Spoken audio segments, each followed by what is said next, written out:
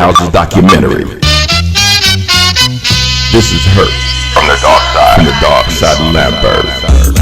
This is Lambert Houses documentary. Lambert, place of icons and pioneers like Donald D from the Syndicate. When I walk in the joint, rappers point at me, they wanna be me, cause I'm Donald D from Bronx, New York, slinging my talk, popping my walk. The mic to D is a pitchfork. Donald D from the Syndicate, the unsung, the pioneers from Lambert Houses. Actions speak louder than words, word to Herc if it came to that. Donald D can rock a nerve, notorious. Yo, Donald D is out of here like last year. Peace, Aki, and Aki, peace. This is Lambert Houses documentary. Icons and pioneers. Donald D from the Syndicate, the unsung, the Lambert legacy. Coming soon. Hello, everybody. Welcome to Lambert House Documentary Spotlight. Today, I have a really special guest. I know I say that all the time, but every guest is special.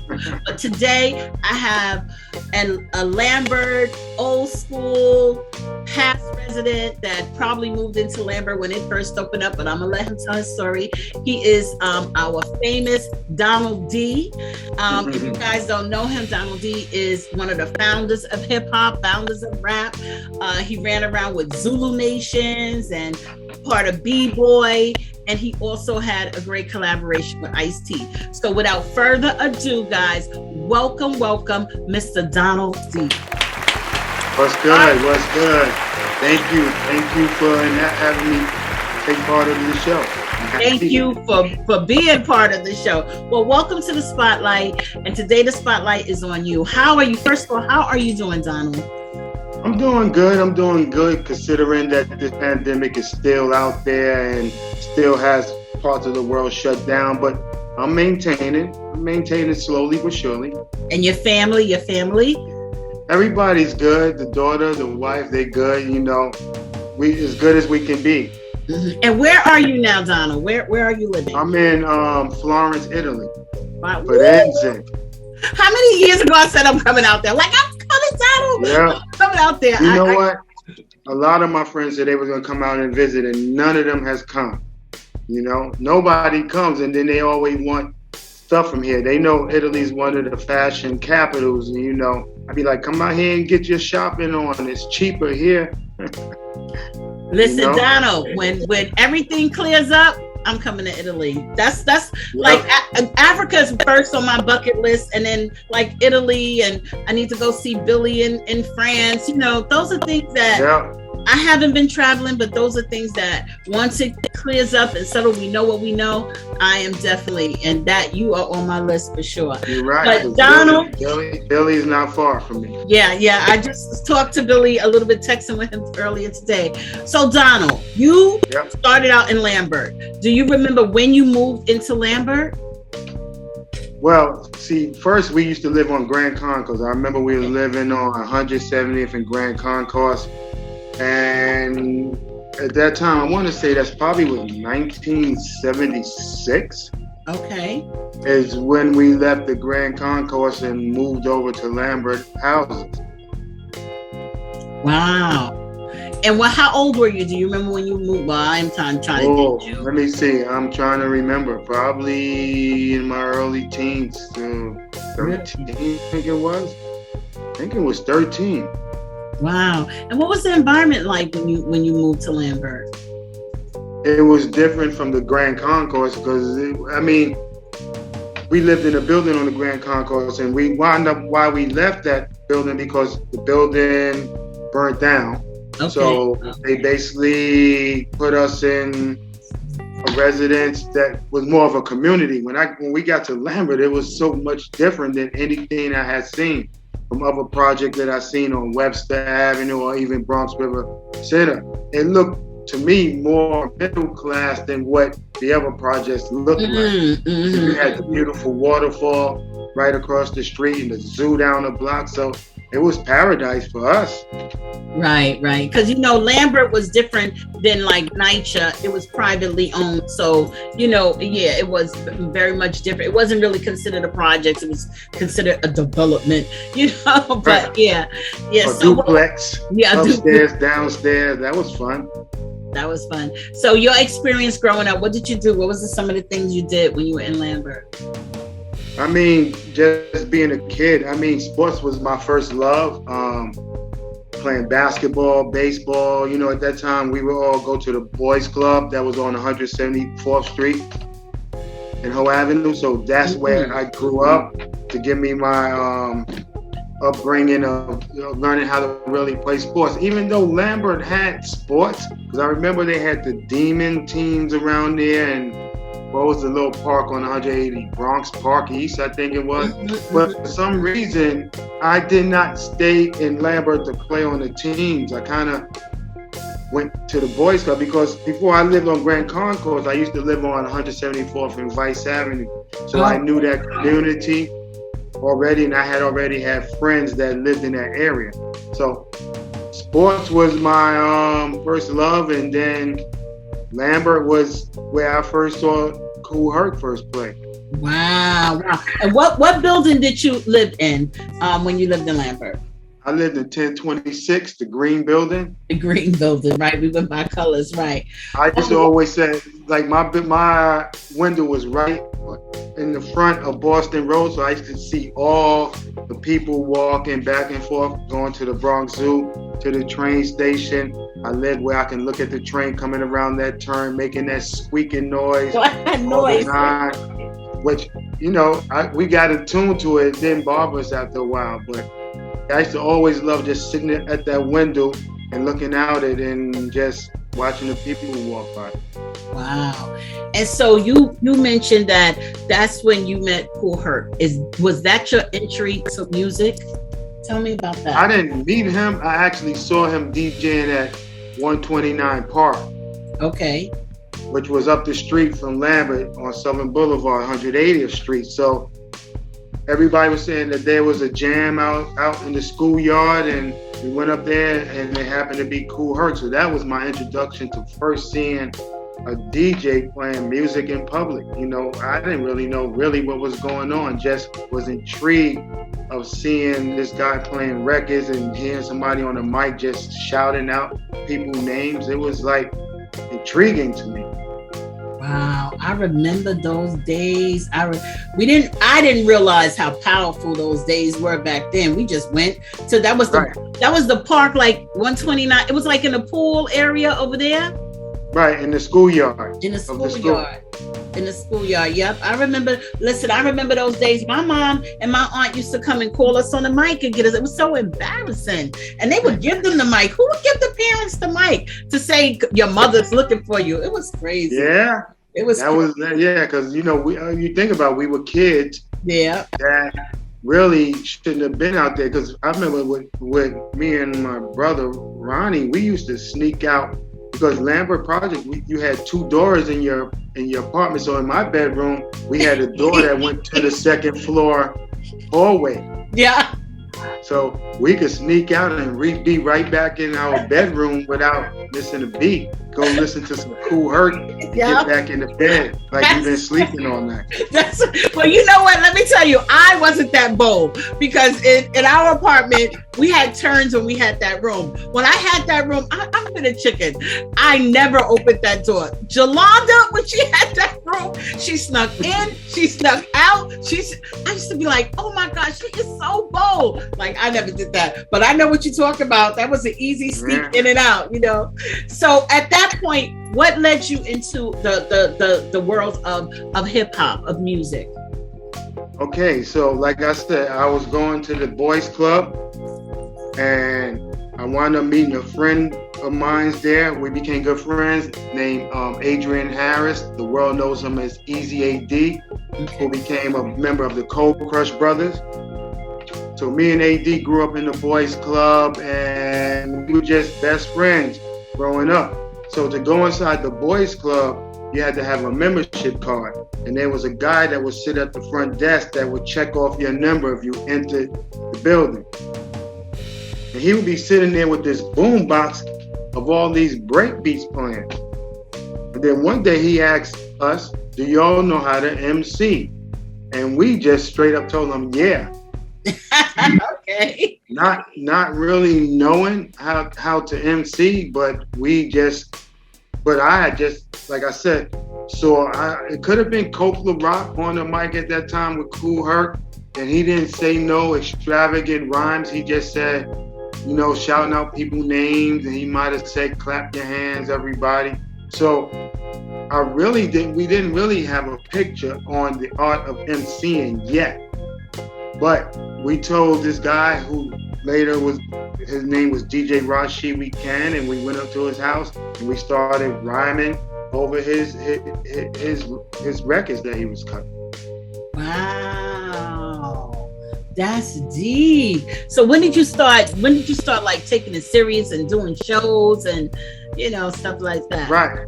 So what happened was we wound up joining this guy's group, and we were called the As Salaam Brothers. Okay. And it was DJ Rashid, DJ Stephanie, because his wife was a DJ also. And then there was another MC, Frank Nitty, Easy AD, and I. So what made me take it serious was I had another friend of mine who played on the basketball team named Andre Harris, who was from Soundview Projects. And he was telling me about a jam at a park called 123 with Disco King Mario. So I went over there with Andre Harris, and then I see on the microphone Busy B. Starsky.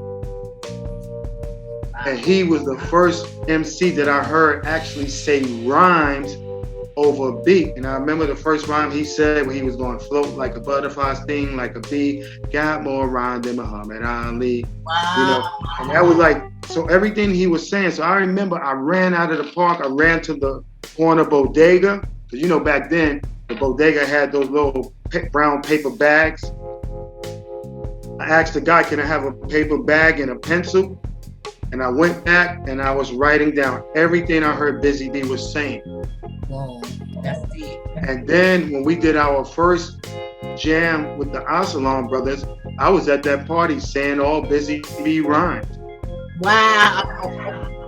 I was saying it because he was the first to give me that vision of how to rhyme over the beat, like telling a story, how to rhyme. Mm-hmm. And then someone called me out and said, you were saying Starsky rhyme. And from that day forward, I started writing my own rhymes. I used to sit on the steps of Lambert and sit and write my rhymes right there. Wow.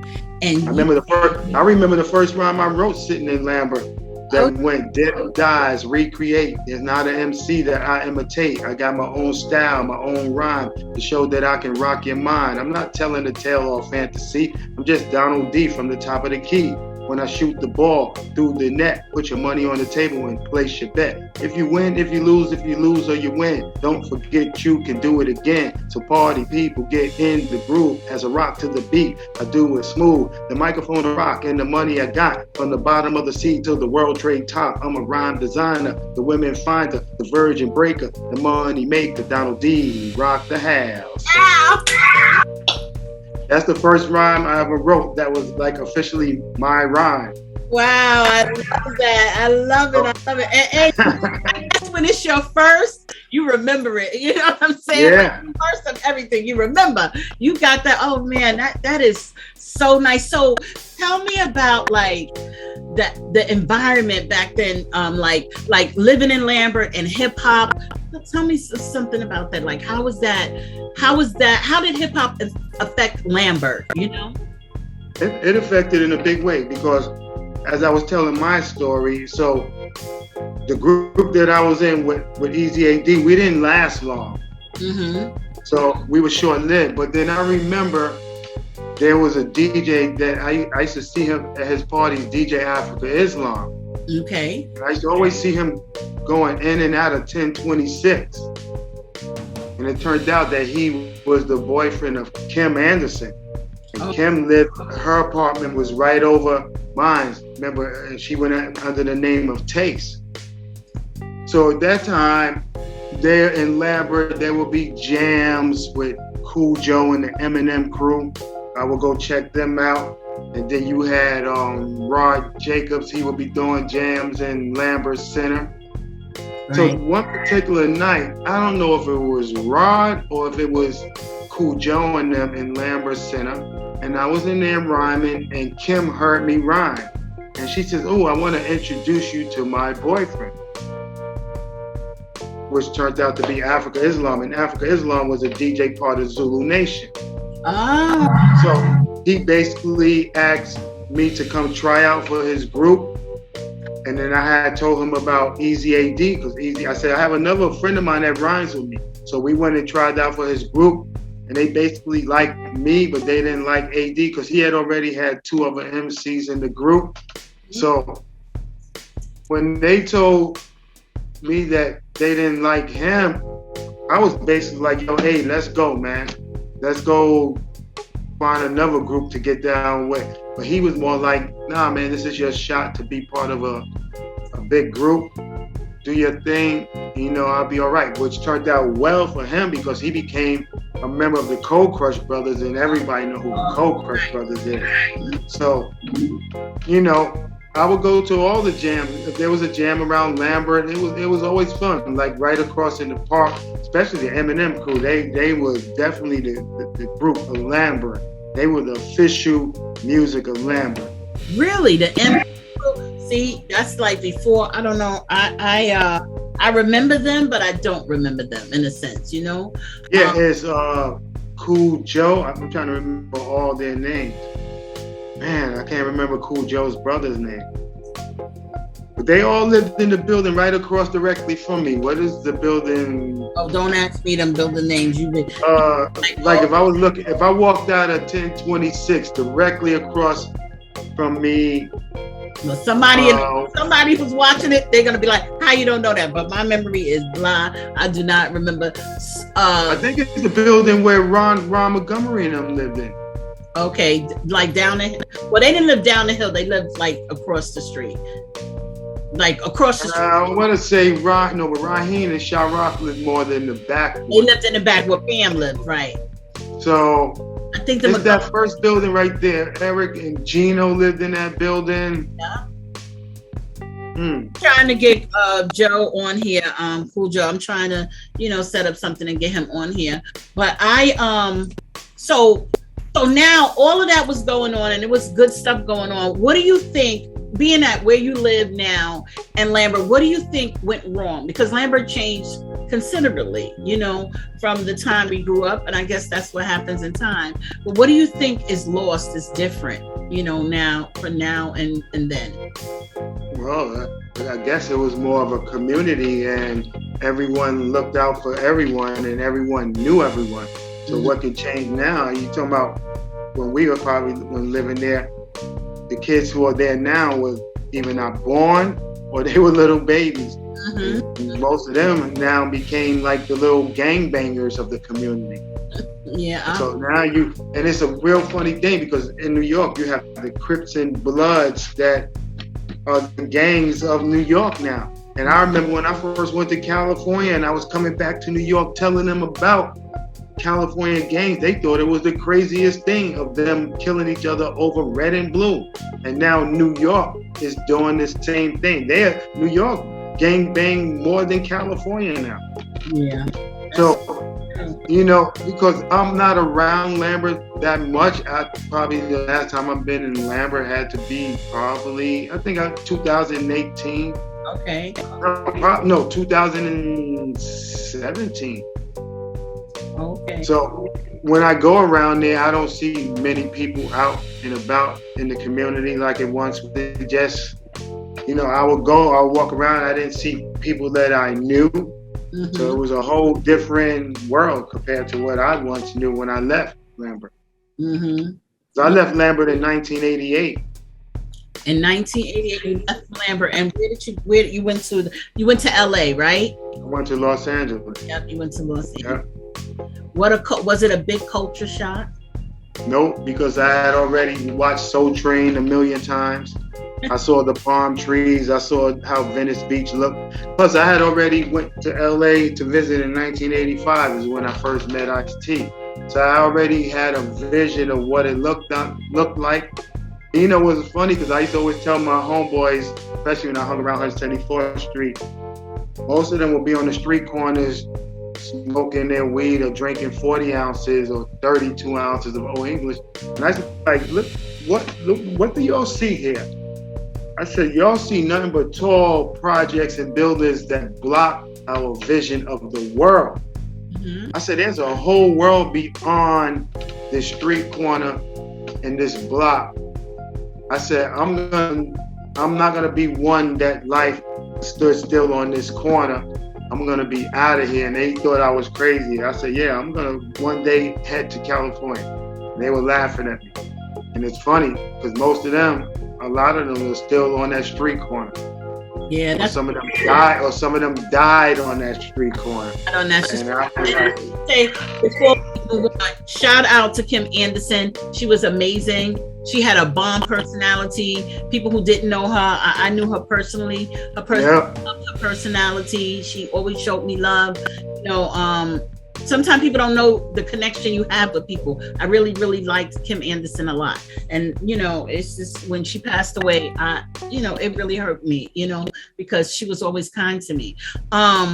You know, she's in a lot of old school documentaries. If you see some stuff with Lisa Lee and Shara, Kim is right there with them in a lot of that footage. You know, she wasn't on the mic, but Kim was there. And like I said, she was Afrika Islam's girlfriend when I first got down with Afrika Islam and them as the Funk Machine group. So she was there. Yeah, she was a part of that whole scene, like big time, you know. Mm-hmm. But I also want to say, what took you? Because I know you know I'm always running out of time. You know I need a whole lot of time with you. What took? What took you to LA? What was that turning point? Like you made it. Like what happened? Who did you collaborate with that you knew like okay I made it now? Right. So what happened was it was the record company BS in New York that made me want to leave because, you know, at that time of hip hop, they took advantage of a lot of us. Mm-hmm. So what happened was hip hop had left the inner city circle and started going into Midtown. So if you go back a few years, and like when hip hop started growing in the Bronx, Midtown scene was disco. Right. So we couldn't get in no Studio 54. One, we was too young, we didn't have the money. And so once hip hop got to downtown and I started hanging at a club called the Roxy's because Afrika Islam was the resident DJ. So being his MC, I got to get on the mic. So this is like in 1983. And then we started a radio show called the Zulu Beats. So it's Afrika Islam, it's me, and it's DJ Red Alert. And we'll be on WHBI once a week. So while we was doing this radio show, the CEO of Entertainment Records heard me rhyming live on the radio. And he came down to the station and asked me if I wanted to make a record. I was like, all right, cool. So I thought he was going to make a record with me and Afrika Islam. He was like, nah, I have this idea. I have this DJ named DJ Chuck Chill Out, which everyone know became a famous DJ on Kiss FM. And we wound up recording under the group name called the B-Boys. And we made a few songs, Rock the House, 2-3 Break, Cutting Herbie. Rock the House became one of hip hop's most sampled lyrics in the history of music, some of my words. So, you know, making music at that time, it was good, it was fun, but as you see, most of us was not getting paid for what we were doing. And that went back to the artists that was part of Sugar Hill Records, to artists on Enjoy Records. So they were taking the fun out of it where we were all working hard, but not getting no payments, no royalties for our music being played on the radio. So after 1985, I kind of was fed up with how the industry was in New York. You know, because at that time, Russell Simmons wanted to sign us to a management company, and our record company didn't want us to even speak to him. Don't go to no Def Jam parties or nothing. Wow. I started learning more and more about the business on how shady it was. So if you fast forward a couple of years, 1987, Afrika Islam moves to LA, and then him and Ice-T calls back to the Bronx, and they tell me about the idea of starting this rhyme syndicate thing of merging the East Coast hip hop scene with the West Coast, of producers, MCs, graffiti, DJs. So I was like, all right, that sounds good. So in 1988, Ice-T wind up getting money from Warner Brothers to do a compilation album. And he was like, yo, D, I can send you money. You can go to the studio in New York, or you can come out to LA and record. And I wound up going out to LA to record the song. And then a few months later, I was on a plane living in LA. Wow. That's an amazing story. And I want to tell everybody, you can tune into the Artist Corner to hear Donald's story about his musical career. But I want to thank you for being on Lambert House documentary Spotlight, and letting us know how it was when you grew up and you came up, and that was amazing. Thank you for the Kim Anderson going back. That was amazing. But I want to thank you, Donald. I want to thank you for coming. Anytime you can come in, guys. I'm going to have a full exclusive interview on the Artist. There's not enough time on here on the Artist Corner with your music, about your music career. But I would like to say, if I could say one thing, because I think Lambert is like one of the unsung projects in all the projects of especially in the Bronx. Like you hear more about Millbrooks or Bronx River, a lot of, or Webster Project. But if you think, a lot of history came out of Lambert, whether it was Billy Goodwin, you got Raheem, you got Sha Rock, you got Tony Tone, Kim Anderson, you got Cool Joe, Rod Jacobs. So if you think of all the brothers and sisters that was really good, and you talking about GQ, so there's so much history that came out of there. Oh my God, it's a lot of unsung heroes. Yeah, it is. And that's why I kudos to Herc for pulling this all together, because this is his baby and this is what he believed. And maybe your story will inspire others to tell their story, because the problem we have is people not coming on telling their stories. So come on, tell your stories. Everybody's story is important. And everything, you're right, it's unsung. It's so much history. I remember GQ. We could go on and on, but I just want to thank you. I want to thank you so much for giving me your time. And I know you've been busy, and people don't know we go way back from the time you came to, I met you back again in the Bronx, came to my party. Go back, right? Shout out to Jazzy G, because that's my baby. Yeah, that's my brother. I went to high school with Jazzy G. We are Morris High School alumni. Yeah, that's my boo. He's always got my back. So thank you so much. Thank you, Donald, for coming on the spotlight and being in the spotlight. Thank you. Thank you. My pleasure. Lambert.